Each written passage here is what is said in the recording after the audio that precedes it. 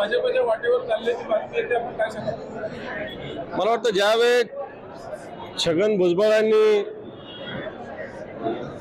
मराठा आरक्षणानंतर ओबीसीची भूमिका मांडली,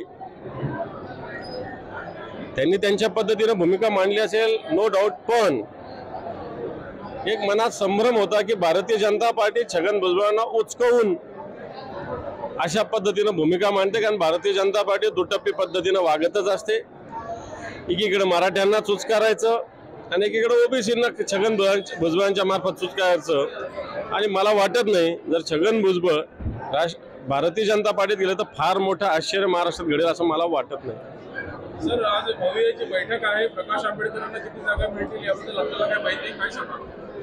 जागा ठरवण्याचा अधिकार नेत्यांना आहे, पण एवढंच निश्चित सांगेल की महाविकास आघाडीची संपूर्णपणे अलायन्स आघाडी या महाराष्ट्रात येणाऱ्या 8-10 दिवसात पूर्णपणे होईल. लवकरच या जागा वाटपाची यादी सुद्धा जाहीर होईल. सर, पालघर लोकसभामध्ये महाविकास आघाडीचं कुठल्या पक्षाचं उमेदवार उभा करणार अशी काही अजून? पालघरची जागा शिवसेनेची आहे, शिवसेनेचा खासदार इथं निवडून आला आहे, त्यामुळे नैसर्गिकरित्या लोकसभा सुद्धा शिवसेनाच लढेल. सर, जनता दल पूर्ण राज्यामध्ये संपूर्ण जिल्ह्यामध्ये शासन आपल्या दारी कार्यक्रम राबवण्यात आला आणि ज्या पद्धतीने ज्या अफवा पसरल्या, कुठल्याही प्रकारच्या योजना वगैरे ज्याचा लाभ जे आहे त्या लाभार्थ्यांना मिळाला नाही आणि आपल्याला जनता दरबार घेण्याची वेळ आली, आपण काय सांगतो? बिलकुल, तुम्ही इथे बघा, लोकांचे सर्वसामान्य माणसाचे 2-2, 4-4, 5-5 वर्ष असणारे विषय मार्गी लागत नाही. साधं मुलांना डोमिसाईल सर्टिफिकेट प्रशासन लवकर देत नाही, ते शासन काय कामाचं? मुलांचे ॲडमिशन्स आहे ते सुद्धा देत नाही. राशनचे दुकानाचे प्रश्न आहे, भूसंपादन होऊन 5-5, 10-10 वर्ष झाले, भूसंपादनाचा मोबदला मिळत नाही, डिमार्केशन नीट होत नाही, डिव्हिजन होत नाही.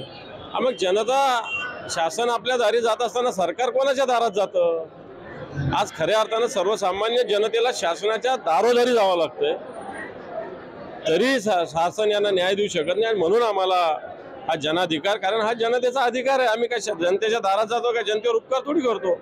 तर जनतेला न्याय देणं, हा न्याय मिळवून घेणं हा जनतेचा अधिकार आहे. आणि तो अधिकार आणखी तीव्र व्हावा या भूमिकेतून आम्ही शिवसेनेच्या वतीने या उपक्रमाचं आयोजन केलेलं आहे.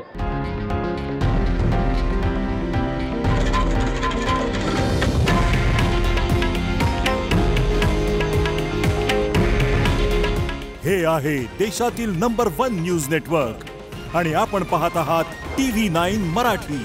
काळजी तुमची, हित महाराष्ट्राचं.